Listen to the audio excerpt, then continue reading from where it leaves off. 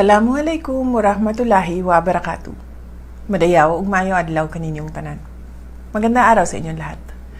Ang Semana Santa ay isang sagradong bahagi ng ating pagka-Pilipino. Ito ay panahon ng pagdinilay ng dakilang sakripisyo ng Panginoon.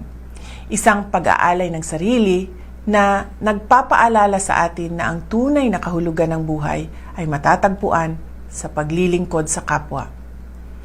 Ang katahimikan ng mga araw na ito ay nagbibigay daan sa tapat na pagsusuri ng ating mga mithiin para sa ating sarili, para sa ating pamilya, at para sa ating bansa.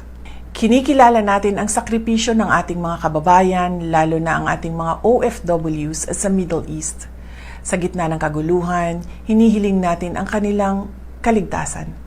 Sila ay mga buhay na halimbawa ng sakripisyo at hinihiling natin ang kapayapaan sa kanilang kinalalagyan.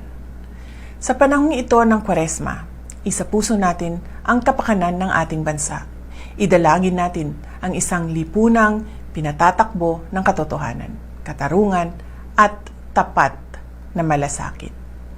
Naway magsilbing inspirasyon ang aral ng sakripisyo ni Jesus upang tayo ay magkaisa para sa isang matatag at maunlad na Pilipinas.